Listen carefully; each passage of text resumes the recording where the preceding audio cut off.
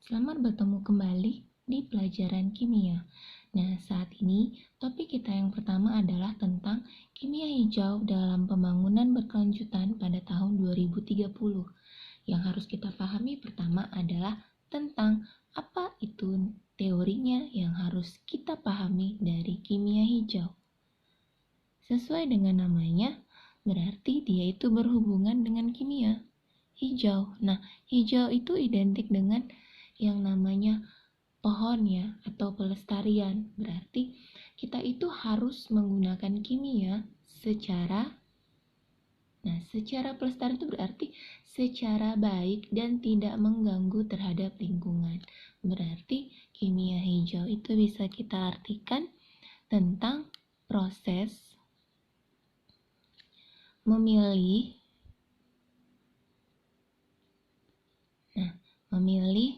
dan menggunakan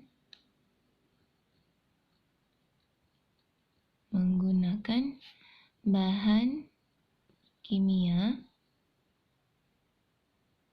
dan proses kimia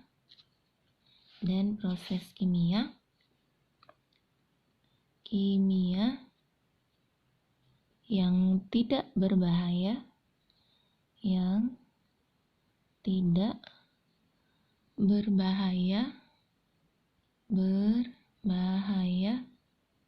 terhadap lingkungan sekitar. Nah, lingkungan sekitar di sini otomatis dia itu menyangkut tentang yang namanya makhluk hidup. Nah, makhluk hidup itu adalah manusia, hewan, dan tumbuhan. Kemudian dari buku kita bisa membaca kembali, dia akan adakan pertanyaan, yaitu pertama, simpulkan pengertian kimia hijau dengan kritis dan kreatif. Yang kedua, simpulkan apakah pentingnya kimia hijau dengan kritis dan kreatif. Nah, berarti kamu harus jawab pertanyaan 1 dan 2 ini secara kritis dan kreatif sesuai dengan pemahaman kamu dan bahan-bahan referensi yang telah kamu baca. Nah, itu untuk menjawab pertanyaan yang di awal. Kemudian kita lanjut ke berikutnya. Tentang prinsip kimia hijau dalam mendukung upaya pelestarian lingkungan. Nah, otomatis kita bisa lihat tadi namanya kimia hijau. Kimia dan hijau itu identik dengan pelestarian. Otomatis dia itu akan mendukung upaya pelestarian lingkungan.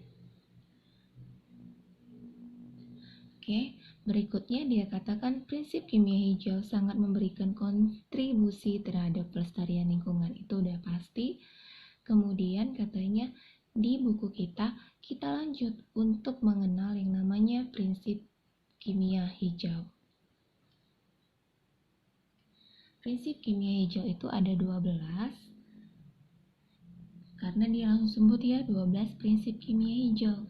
Dari bawahnya dia tulis pengertian kimia hijau itu adalah pendekatan kimia yang bertujuan memaksimalkan efisiensi dan meminimalisasikan pengaruh bahaya bagi kesehatan manusia dan lingkungan. Oke, dia di situ ada 12.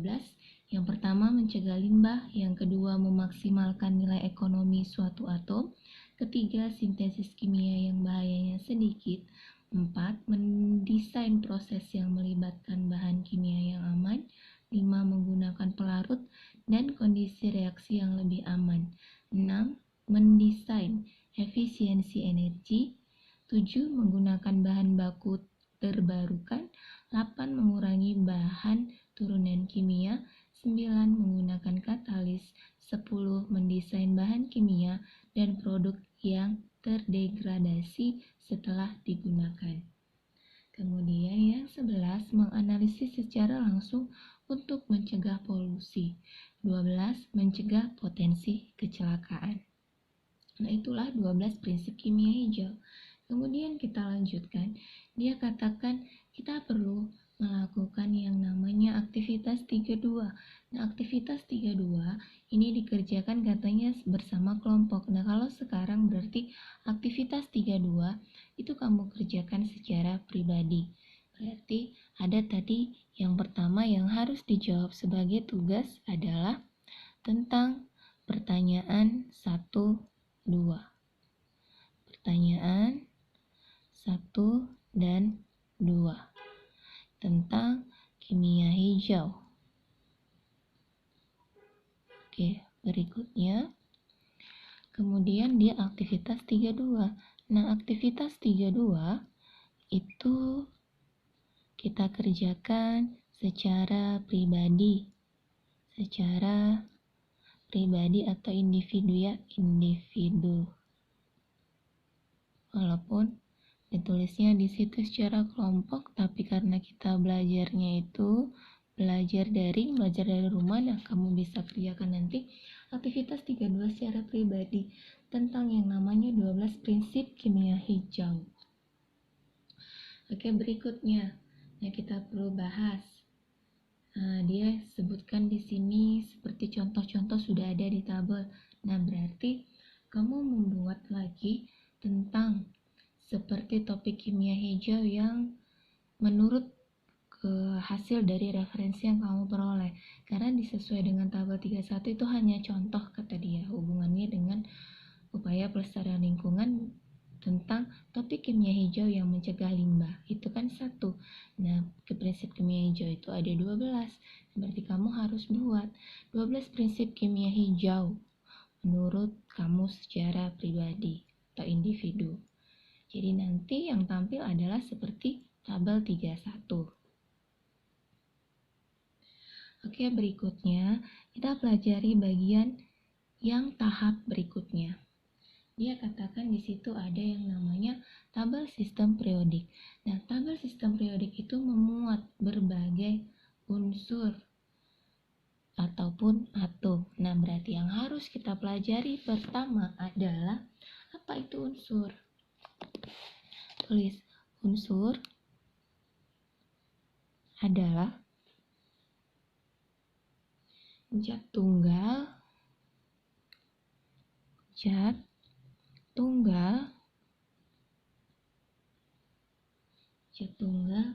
yang tidak dapat diuraikan, yang tidak dapat diuraikan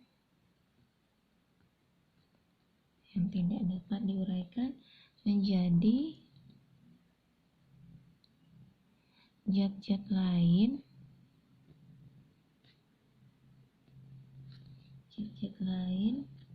yang lebih sederhana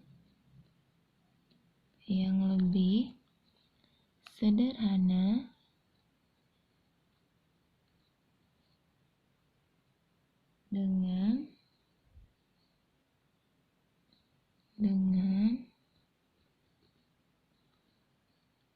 reaksi kimia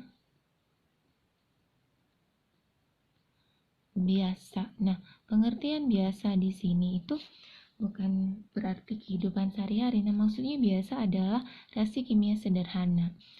Tidak bisa kita uraikan lagi mereka menjadi sesuatu yang berbeda atau zat yang berbeda dengan reaksi kimia yang sederhana, tapi harus melalui proses-proses tertentu. Nah, kalau bisa kita lihat sekarang berikutnya dari unsur. Nah, unsur itu bisa kita sebut juga sebagai atom. Berarti unsur bisa kita sebut atau sama dengan atom. Kemudian ada yang namanya sifat-sifat unsur. Nah, sifat-sifat unsur kamu bisa lihat di tabel periodik itu ada membedakan dari yang namanya warna. Nah, warna-warnanya itu berbeda untuk menyatakan mana unsur logam, mana unsur non-logam. Situ bisa kamu lihat. Kemudian ada yang namanya lambang unsur. Nah, lambang unsur juga kamu bisa lihat nanti di referensi atau di dalam buku-buku kimia yang lain, dia akan tulis pada zaman dahulu itu lambang unsur kimia itu dia tulis dalam bentuk seperti lambang tertentu kayak emas, dia akan berupa lingkaran dengan satu titik di tengah. Nah, ini lambang zaman dahulu ya. Lambang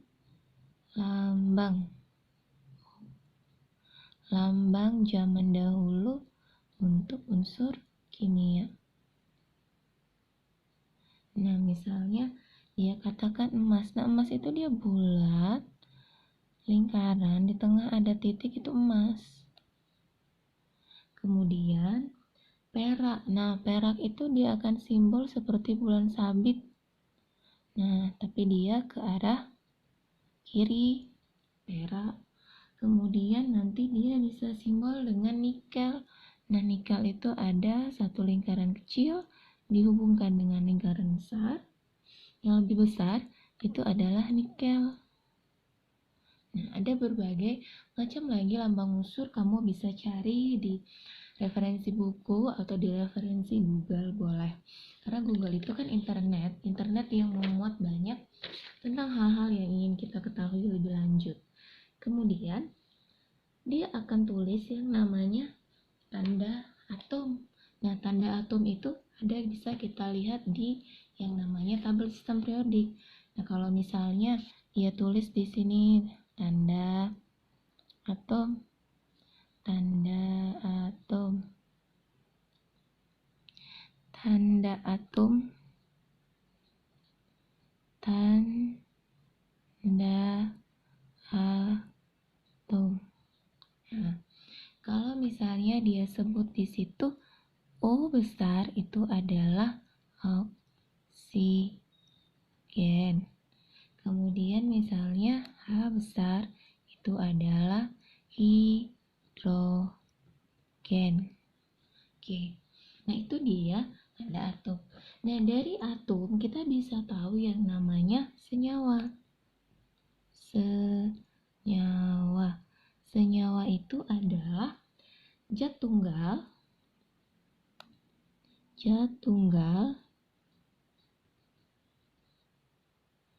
yang dapat diuraikan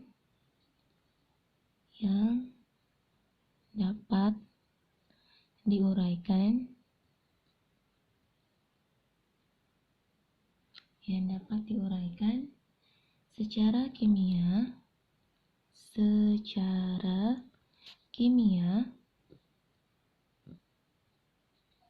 menjadi dua zat atau lebih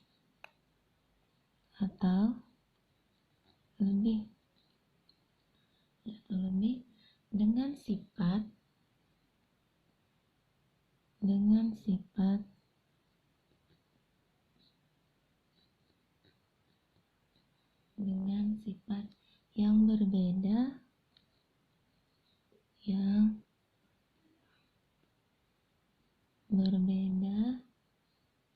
dari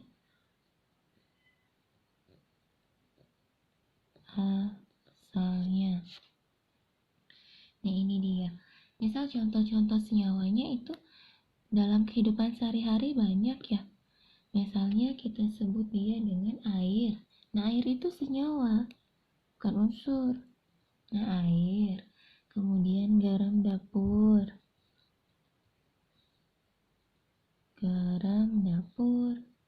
Kemudian gula. Kemudian kapur. Itu juga termasuk senyawa dan lain-lain. Itu banyak ya. Jadi kalau kita mau misalnya tahu, oh kenapa sih itu bisa disebut sebagai senyawa, kita bisa buat tabel. Contohnya seperti ini misalnya ya. Kita contohin aja sederhananya. Ini sebelah tabel yang ini atau sebelah kiri. Kita buat aja contoh seperti ini senyawa. Kemudian di sebelahnya adalah hasil penguraian senyawa. Nah, ini dia. Berarti kita bisa buat di sini. Nah, ini kita bagi dua.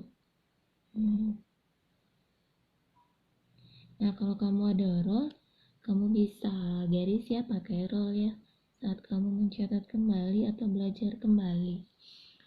Saat senyawa tadi misal air ya, air. Berarti kita bisa tahu kalau air itu tadi senyawa. Nah, dia terdiri dari mana? Kalau kita mau buat rumus kimianya air, itu langsung kelihatan H2O. Nah, nanti dari mana cara buatnya kita belajar. H2O berarti terdiri dari yang namanya hidrogen. H itu H besar hidrogen. Kemudian O besar adalah oksigen.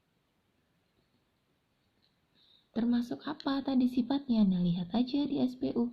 Nah, mereka berdua itu sifatnya adalah gas. Berarti ini adalah gas hidrogen dan gas oksigen. Kemudian garam. Nah, garam ini ataupun garam dapur ya, garam dapur. Yang contoh kita tadi, kalau ditulis rumus kimianya itu NaCl. Kalau kita buat penguraiannya itu lebih gampang. Dan berarti dia terdiri dari yang namanya Na. Na itu kalau di SPU kita panjangkan namanya natrium. Cl itu adalah klor. Nah, natrium adalah logam. Kemudian klor itu adalah gas. Nah, inilah dia contohnya. Berarti penting kita harus tahu kimia itu seperti apa. Lihat saja, yang bagian pertama itu adalah gas ketemu gas. Yang muncul adalah air. Nah, luar biasa kan, gas ketemu gas, hasilnya adalah air. Itulah dia keluar biasaan yang namanya kimia. Tapi kimia itu makanya selalu berhubungan dengan kehidupan.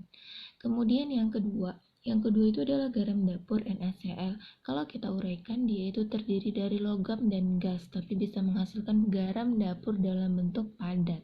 Dalam bentuk padat, nah itu bisa kita konsumsi pula.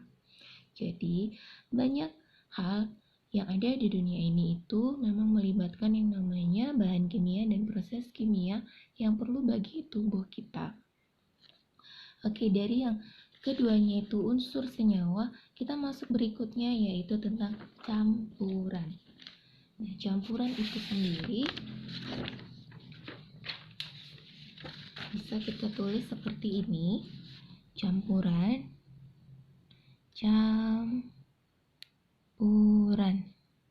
Oke, pengertian singkat saja yang penting kita paham yaitu bahan yang terdiri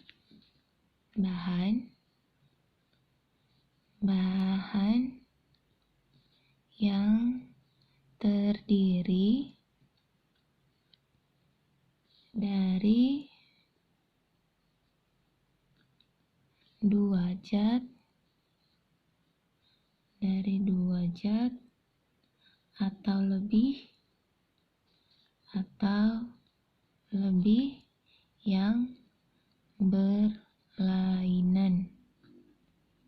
yang berlainan bergabung menjadi satu. Bergabung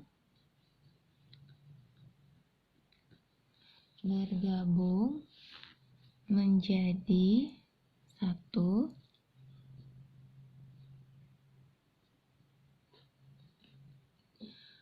Bergabung menjadi satu masih atau yang masih memiliki sifat zat asalnya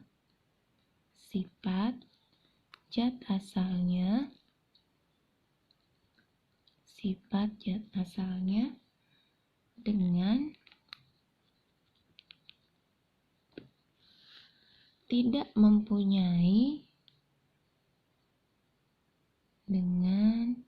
tidak mempunyai komposisi yang tetap.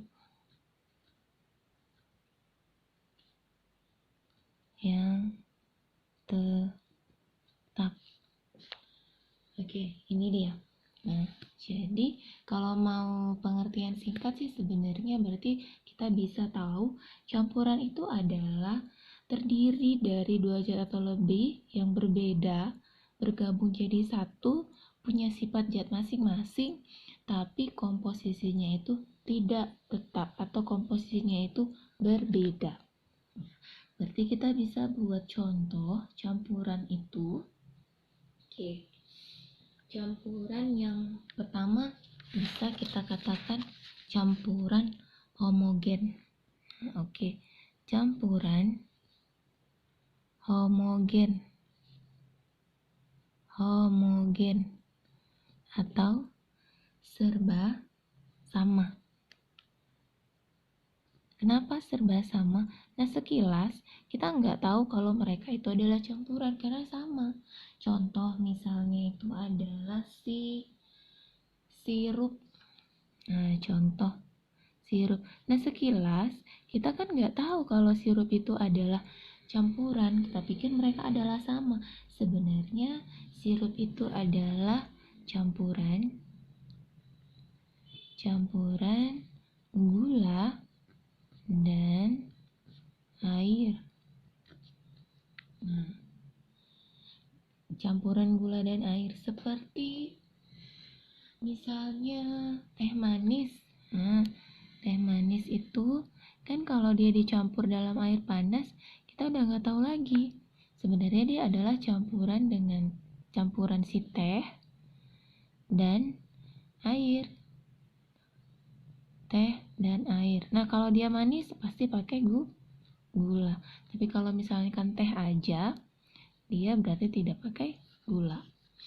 Nah, itu dia campuran untuk yang namanya homogen. Kemudian campuran heterogen. Nah, campuran heterogen atau serba aneka. Otomatis kalau aneka itu kan dia berjenis-jenis ya atau bermacam-macam. Berarti campuran heterogen itu gampang bedakannya karena dia campurannya bermacam-macam. Langsung kelihatan. Misal contoh kita campur itu yang namanya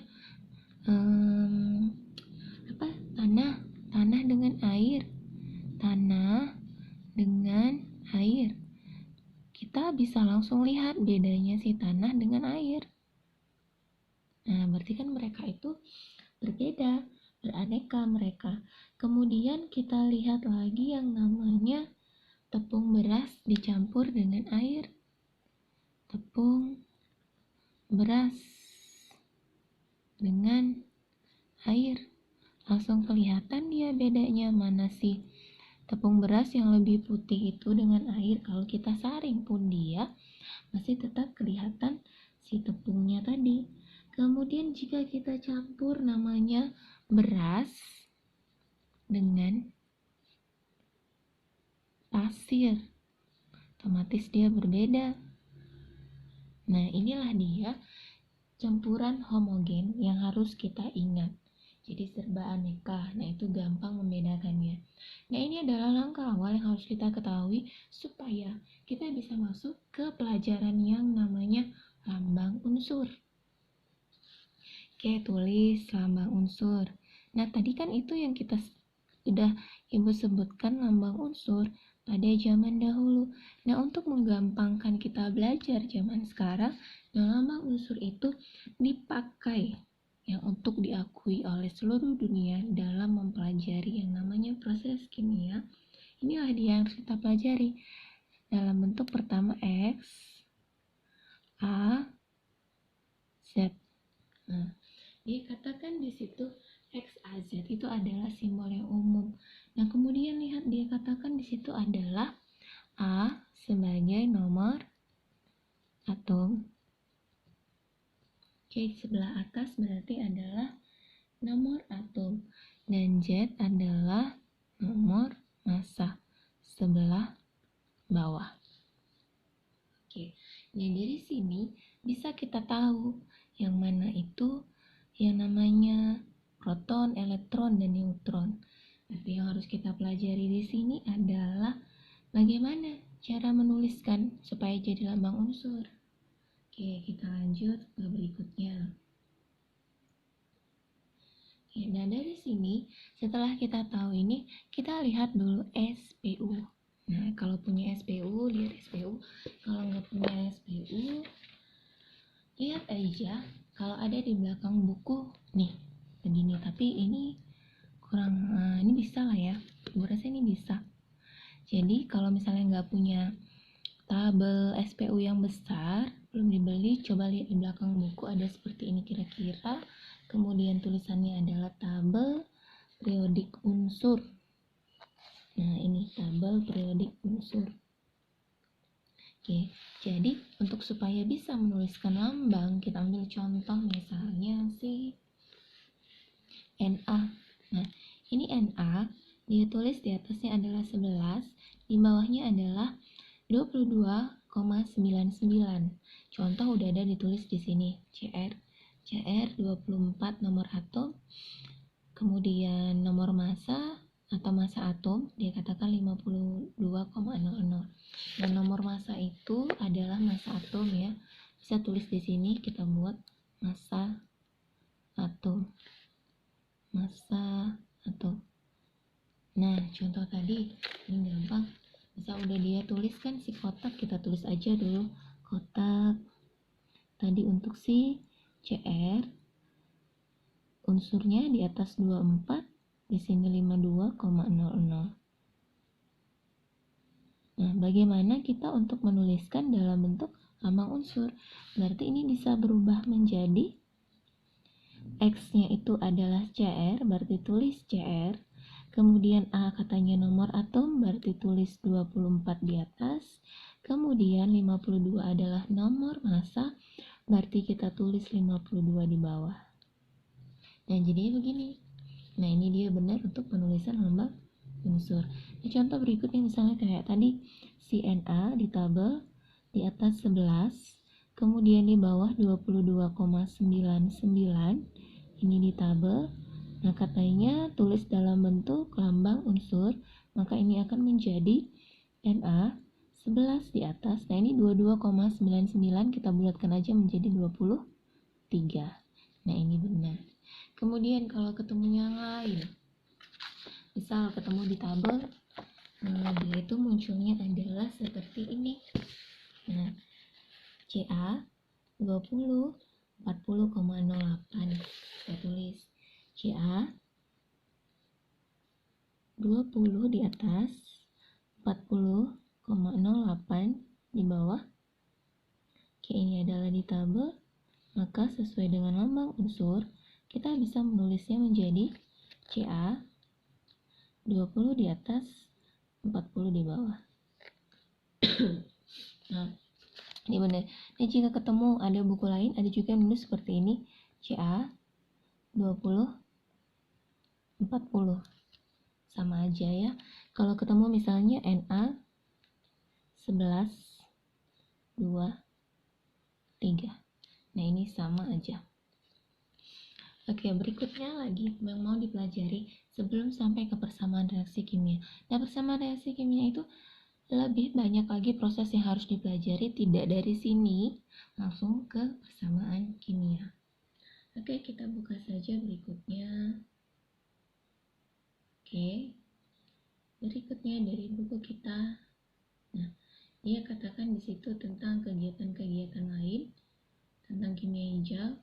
Yang harus kita kumpulkan yang pertama adalah bagaimana sih supaya bisa muncul tahu kita yang namanya itu persamaan reaksi kimia. Nah, ini adalah dasarnya.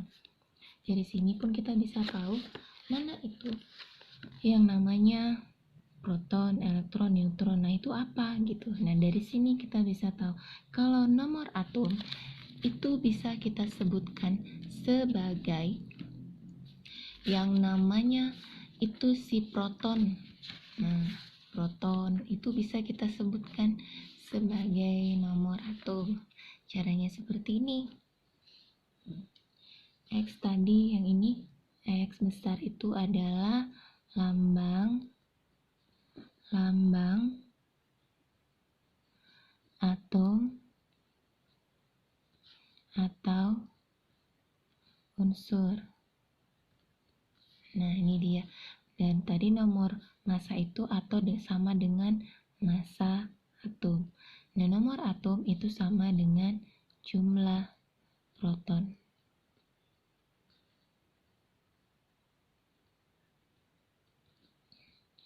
Kemudian, dari yang namanya unsur tadi, kita bisa tahu yang namanya positif dan negatif. Nah, positif dan negatif itu kita bisa belajar begini. Positif adalah kation. Nah itu melepaskan elektron. Nah, elektron bisa disingkat dengan E ya. Contoh misalnya,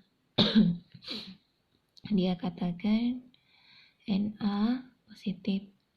Berarti ini satu tanda positif di atas itu melepaskan satu elektron. Nah, misalnya O2 negatif. Salah Ibu. Yang positif masih ya. Yang positif ini misalnya Pb 2 positif. Nah, itu melepaskan karena ada angka 2 di atas, itu melepaskan 2 elektron. Nah, dari mana kita tahu Pb 2 positif dengan Na2 positif? Nah, itu nanti kita akan belajar seiring waktu, tapi Ibu hanya mencontohkan kalau yang namanya positif itu artinya melepaskan elektron. Nah, kalau negatif itu namanya, atau kita sebut juga anion. Nah, itu menerima elektron.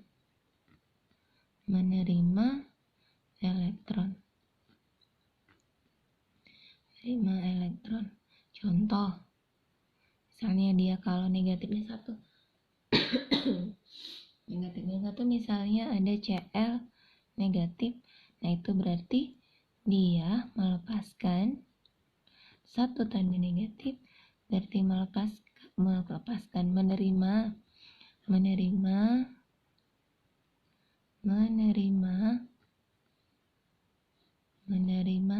satu elektron. Dan misalnya O2 negatif itu menerima 2 elektron. Nah, sesuai dengan tanda yang di atas.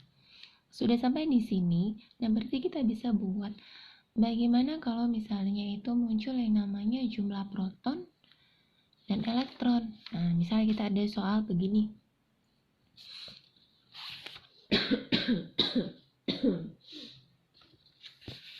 Berapa? Ini contoh soal. Berapa jumlah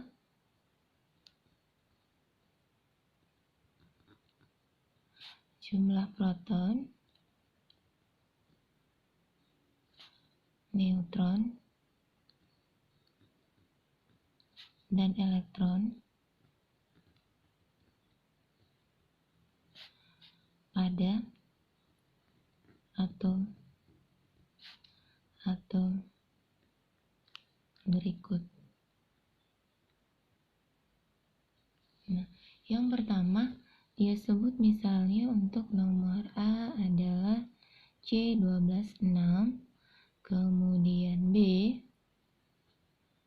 Na positif 23,11.